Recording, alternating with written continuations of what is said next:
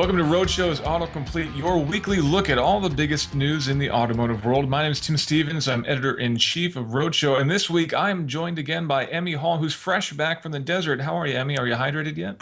No, almost, not quite, but we had a great time out in the desert of Las Vegas looking at the new Hyperloop technology, or it's a new company, Hyperloop One. They have changed their name to coincide with their new partnership that they've got going on, and their open air test that they did over this past week. Yeah, so you were down there to check that out. Now, it's not the fully enclosed tube. The whole idea of the thing is basically to take a vacuum tube and then run kind of a shuttle through the thing at, Right. what, like 700 miles an hour. They're not quite there yet, right? What did they show off? Well, basically, they had a section of track, and then they had a sled, which would be kind of the base of the pod that would go through the tube. But there was no actual tube, and they just shot it out. It accelerated at about 2.4 Gs, is what they said. There was no braking demonstration on it. They just had a sand pit that slowed it down. To be honest with you, like the ramifications of this technology is pretty exciting, right? Like the fact that I could get from San Francisco to Los Angeles in 30 minutes, that's super cool. But Yeah. seeing the demonstration of the technology, you're like, all right, well, I rode a ride at Disneyland that did that. It's just not that cool. But they do expect to do a full scale test with a tube and a pod and everything, and at least a kilometer of track, if not more, at the end of this year. So the company Hyperloop One is super stoked on that. So we'll see how it goes. They're hoping to be moving passengers by 2021, which seems really soon to me, but we'll see how fast they can get funding and how fast they can convince governments and landowners to build up on their land.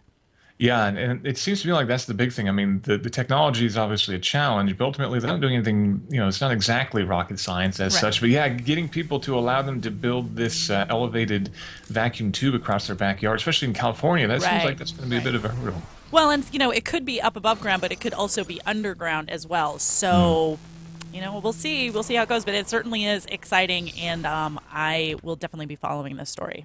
And you were also getting a ride on a race truck this weekend too, weren't you? Yeah, I was in the 1201 Ford Raptor race truck, which is stock, super stock, pretty crazy stock. The only difference is it's got a fuel cell, it's got a roll cage, it has 3 race seats in it, so driver, navigator, and technically you. it should be a mechanic, but really I was just ballast at this point. And yeah, it was great fun. I've always been a fan of the Raptor, and it was great to see how this new shock setup can handle the rough terrain of the desert outside of Laughlin. So, no, we had a great time. It was a 2-day race. The first day they had a little bit of problems with the tube that was going from the radiator into the heater core. That kind of disconnected itself, and then the whole cabin filled with steam, and they thought they were on fire, and they pulled over with their fire extinguisher and everything. But once they got that sorted out, they got 3 clean laps in, and then on the next day on Sunday, we were able to do 4 laps, no problem. So it was 4 17-mile laps, and I think our fastest lap time was about 24 minutes. That's awesome, and it's pretty exciting to know that Ford is doing this kind of development for that truck.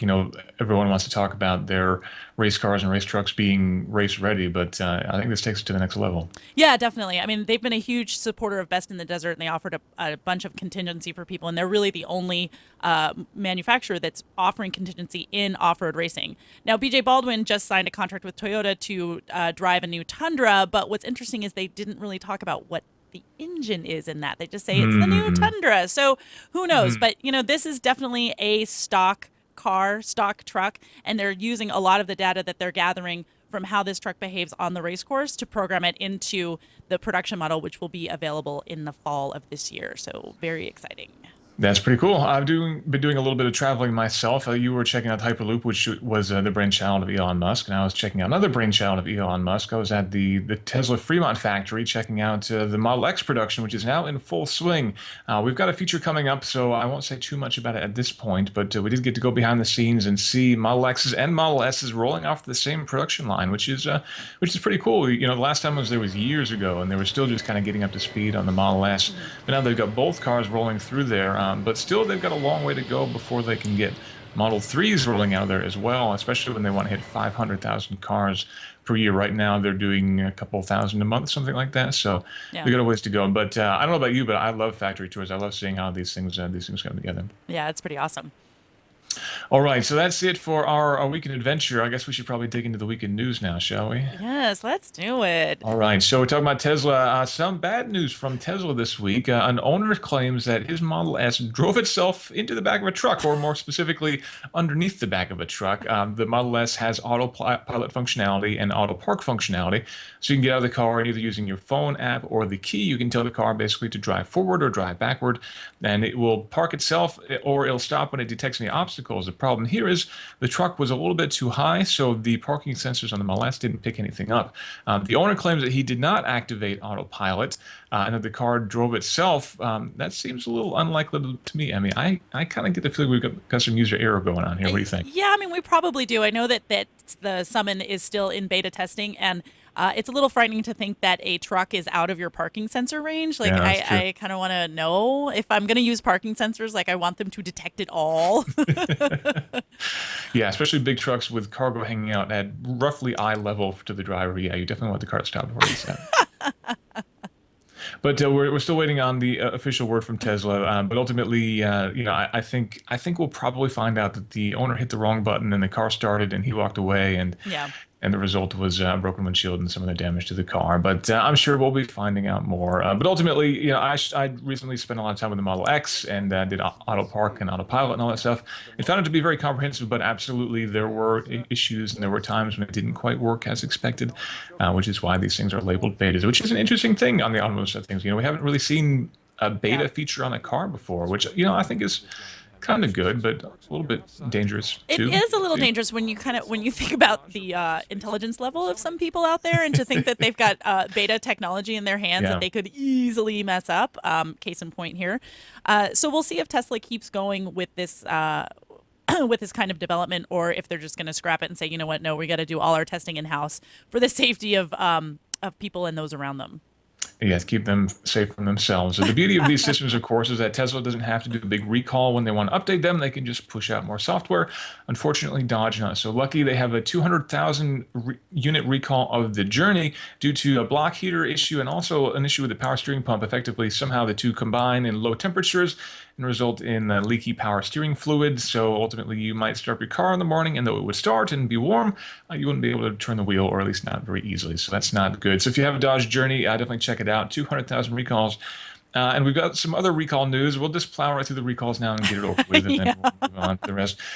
We've got an expansion of the Takata recall, another one, a potential 20 million more cars. We talked about another 35 million last week.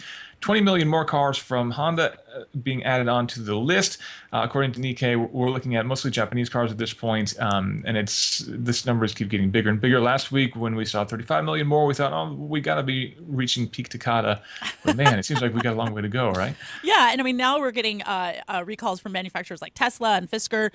So we're getting more and more manufacturers are getting involved into Yeah. this recall. So I think that so far there have been 10 deaths, mostly from when the airbag goes off. It's going to shoot some metal pieces into the cabin Yeah. and kill you. So yeah, if you've got a recall notice for your airbag, you should probably go get that checked Definitely out. check it out. Yeah, if your Dodge Journey's power steering pump isn't working, you can probably still get out of the garage and be okay. But if you get one of these Yeah. airbag recalls, this is not something to wait about. Definitely take your car in. And then, not news on a recall, but maybe a forthcoming recall. There is word on the street that Volkswagen may have a fix in the U.S. for the 3-liter V6 diesel. This is one of the engines that's been pulled into the whole Dieselgate saga. Ultimately, in particular, this engine is doing poor emissions when it's warming up effectively. Volkswagen indicating that they may have a fix for it, which would entail some new catalytic converters and a software fix. But ultimately, everything's still kind of up in the air. I Yeah. mean, the last time you and I talked, we were talking about how this is never going to end, and And look, there's it's still no end never in sight. going to end. I know. And we've heard so much about the smaller engines, about the 2-liter inline fours that are really kind of at the heart of this Dieselgate. And people forget. Well, there's also bigger engines. There are bigger diesel engines that are still a part of this. So it's going to be interesting to see how all of this is going to play out and how much money Volkswagen is going to have to put out at the end of the day, which is going to be in the billions. Lots and lots and lots and Lots of lots of money, money. more money than I will ever know in my life. Yeah, me too. All right, we're going to take a break. But before we go on the break, I want to give you a quick rundown of some of the bigger features we've had running on Roadshow this week. There's my review of the Model X. As I mentioned earlier, we spent a lot of time with actually two different Model X SUVs to test them out. Did the full autopilot testing, summoning everything that you want to know about the Model X, including how well it parks in a garage or how well you can get out of the car. The garage, which as it turns out is not so great at all, thanks to the gull wings, Falcon wing doors. Excuse me. I said gull wing in the review video. Uh-huh. Got a lot of hate from Tesla Yeah. lovers. Yeah. I should know better.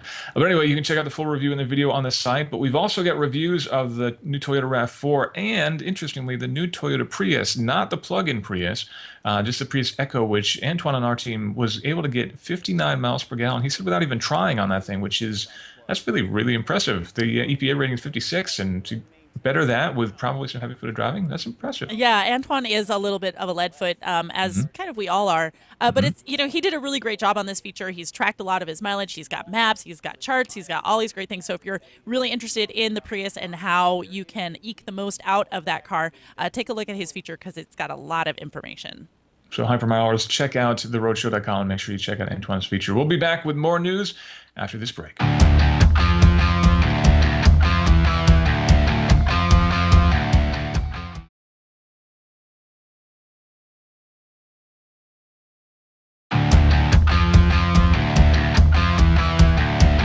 Welcome back to AutoComplete, your weekly look at the week in automotive news. My name is Tim Stevens, and I'm joined this week by Emme Hall. And Emme, are you ready to talk about some new automotive ventures and startups and things? I am always ready to talk about new automotive ventures and startups. One of the cool things that a lot of manufacturers are getting involved in is battery storage. And you think, like, what a strange thing for an auto manufacturer to get involved in. But think about it. We're all looking towards electrifying your vehicles. You might as well make a jump and use those kinds of batteries to help power your house. So the latest one, we all know Tesla's got their stuff up there with the Powerwall, but now Nissan is getting into the game with the X storage, I believe it's called.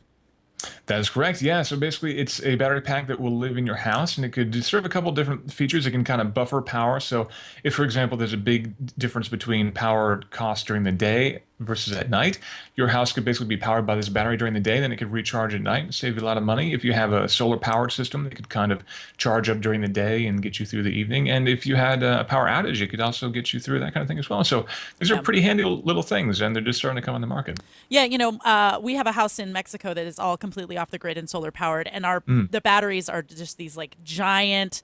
I think we have 12 of them. They're huge. They're difficult to take care of. So something like this, I think, is going to be would be a big boon to those of us who are trying to live off the grid with solar power. So, we'll see if I can get one of those to test, maybe down in Mexico. We'll see what happens. Yeah, unfortunately, Nissan's is not coming to the U.S., unlike the Tesla system, but it is going to be significantly more than Tesla's. For Teslas, you're looking at $3,500 for a 10 kilowatt hour or $3,000 for the 7 kilowatt hour.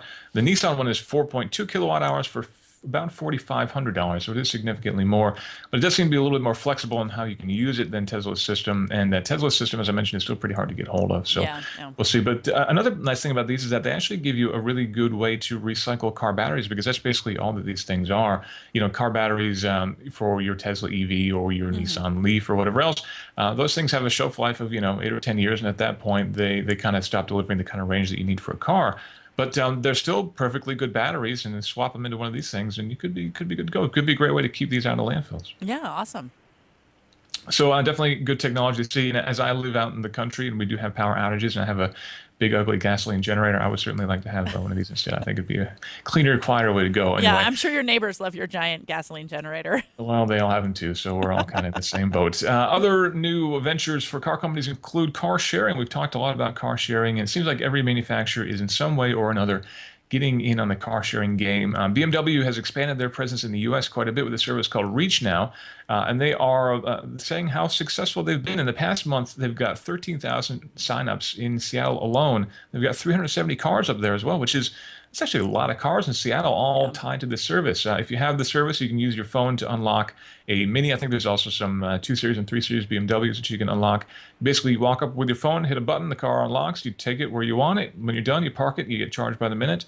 and pretty good way to go if you don't have a car. Well, I mean, and think about it. What would you rather drive, a BMW or a Cars to Go smart car? Like, This if is I have true. my options, I'm going to go for the BMW. And, one of the things that I read in the article is that if you own a Mini, you can use your own car, I believe, and put your own car into the system, which for me, I am never, ever going to let a stranger drive my car. But maybe if you're not quite as in love with your car as I am, it would be a good way to earn some extra cash. Yeah, as far as I know, BMW is the only company that's going to let people, or Mini, I should say, or the only company that's going to let people put their cars into these services. And they haven't actually given us any details on exactly how much money you can expect. But when they announced it, they did say that you could cut about half of your lease costs off. So, it's an interesting idea. Would you rather be driving a Corolla around and have it all to yourself, or would you rather have a shiny new Mini and share it half the time with somebody else? I don't know. That's a tough question. Yeah, it's a tough question. One that I don't have to worry about anyway at this point. But it's definitely, I'm curious to see how these things go when it comes to insurance. And certainly there will be instances where people maybe take a car out after evening drinking with their drunk friends, and maybe an accident happens in the back seat, and then who pays to replace the upholstery, those sorts of things. Uncomfortable questions that I'm sure some people will be asking and hopefully getting answers to. But as we mentioned, there's a service from Daimler with Smart 42s, and you can get that in Austin, and that is going to be a popular service now because Austin no longer has Uber or Lyft. Proposition 1 is basically going to be requiring that Uber drivers and Lyft drivers be fingerprinted and background checked.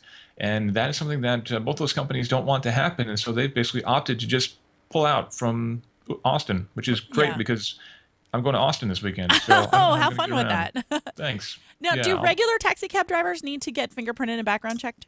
they do. They Okay. do. And so that's where this distinction is happening. That's where the discussion is going on about whether these drivers should be treated like taxi drivers. And honestly, I don't think it's the end of the world if these people are getting background checked. It is a big hurdle to get over, of course. Right. It's not the kind of thing where you can just launch an app on your phone and suddenly start picking up people. Now you need to get fingerprinted and go through some procedures. But, if you're trusting people to, pick up their kids from school and that kind of thing, I don't think that's the end of the world myself. Right. Although, I was in Vegas this weekend and I saw a sign on a taxi cab that said $3 surcharge to use your ATM card. $3 surcharge. And Yeah. that's the reason why I don't take cabs, why I always take an Uber.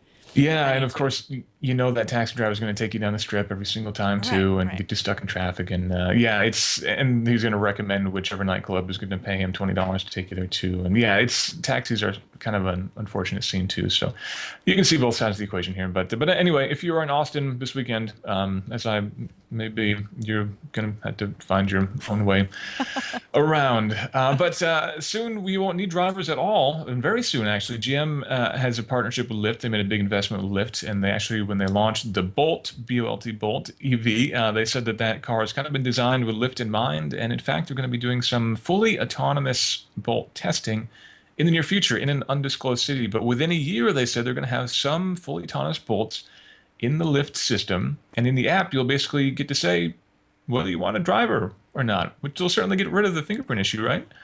That is the most frightening thing I've ever heard of in my entire life. Like, first of all, if I'm getting a Lyft, like maybe I'm not in the city, maybe I'm not in my home city, and then here comes this car, and there's nobody behind the wheel, and I have no idea how this car is. Like, no, I am way too old school. I want a driver. Like, I want to have a conversation. Maybe, I can't do that. Maybe in 5 years I'll have gotten used to it, but as of right now, the whole autonomous thing scares that crap out of me. So I will take a driver. Thank you. I can definitely see a lot of very interesting Snapchats and live Facebook videos of people freaking out in the backseat of a Bolt that's driving itself. But, with this issue in Austin of drivers having to be fingerprinted, you can definitely tell that this is the end game. This is what they're working toward, and they're going to push like hell to get it here as soon as they can, because as more and more cities and states have different ideas of legislation and what's allowable for a token driver versus a Uber driver versus a taxi driver, this kind of cuts all that out, although it then walks into issues of automated driving and things like that. And does the Bolt have to be fingerprinted? I mean, how do I know what kind of background this Chevy Bolt has? It's true. Could be future on the road. Maybe it knocked over a liquor store early in its youth. Who knows? Who knows? Mm-hmm. That's a good point. Yeah, that's a think point. about it. What would be on the picture? It'd have to be like the grill of the car, I guess, sitting on the dashboard, which would be a little bit weird. But anyway, within a year, that's pretty cool. Pretty cool testing. All right, Emme, I got some bad news. Oh, what's that? You ready? Yeah. The Verano is done. Oh, shut up. Not the Buick. Yes, the Buick Verano. It will What? end as of the 2017 model year, largely because of SUVs. So Right. thank you, small SUVs, for killing off the Verano. Sales, let's see, we've got Yeah. some sales numbers here. In January through April 2016, 10,000 sales, which is smaller than the A3, which isn't too bad. No, it's bigger than the A3. The No, it's A3 slightly got right. yeah, the Slightly A3 got bigger than the 3. 10,373 and the Verano was at 10,624. But There you go. Audi's not killing off the A3. No, no, but Audi makes fewer cars than Yeah. I think, and ultimately, I think we can see the Buick is probably going to be giving us some more SUVs because that's what everybody Right. wants. Because gas prices will never ever go up again, right? No, never, never. We will never see $5 gasoline. Never, never. Absolutely, never going to happen. So, Nope. pour one out for the Verano this weekend if you're thinking of it, and they're still on dealership lots. So if you want to get in on a collector's item, Yes. well, how long do you think, Emmy, before Verano values start going through the Oh roof? my gosh. I mean, I'm gonna say probably by next year. You think? No, I do not. Yeah, I don't know myself. I don't know, but it's hard to say what people are going to be collecting in 10 or 20 or 30 Yeah. years. So maybe you get yourself a Verano, you shrink wrap it, you throw it in the garage, and 30 years you can It'd be like retire on it. barn find. Woo! All right, and finally, the last story of this week. We have a name for the new Jeremy Clarkson, aka former Top Gear presenter's new show. It is called Grand Tour. This is the new joint with he and Hammond and James May on Amazon's Prime Hmm. video service. And the name definitely implies that they're going to be focusing more on driving around in interesting places than actually testing interesting cars.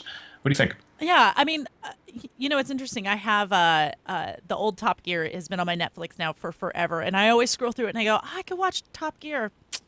Nah, I'll just skip it. There's something about it that I'm just not quite as interested in it anymore. So I'm interested to see what Amazon is going to bring to it, and if it goes more towards an adventure series as opposed to a car series, I think it could be kind of cool. Yeah, I'm curious too because some of their adventure series were fantastic. They were Yeah. absolutely amazing, but some of them were really kind of lame and boring. And to me, I always really enjoyed their car tests. When they actually evaluated a car, and of Hmm. course, when the Stig took it out on the track and saw how fast it was. So to delete all that from the equation is going to be interesting. But we've also got the new Top Gear, which is actually launching in just a couple of weeks. This will be the new series, which will be on the old test track, and Right. that seems to be following the basic formula of the old show with a host of new characters, a lot of new characters. I'm guessing about half of them are going to kind of shake out by the end of the first series, but we'll see. Yeah. But anyway, that's launching soon too. I can't wait to see it. I can't wait to see Rory Reid. As we all know, he was part of XCar, which is like our sister station over in Yeah, London. So it's nice to see a hometown boy make good. absolutely. And Chris Harris as well, of course, from internet fame. It's good to see him up Yes. there as well. So I'm definitely keen to see how that goes. There's been a lot of negative press around that show, but ultimately everything I've seen so far looks pretty great. So I'm eager to see it come to fruition. We should have a launch party. That sounds great. Yeah. Okay. Well, I'll go to your house. Come on over. We'll get the Model X to usher you up the driveway in an automated fashion without crashing into a Yay. tree, I hope.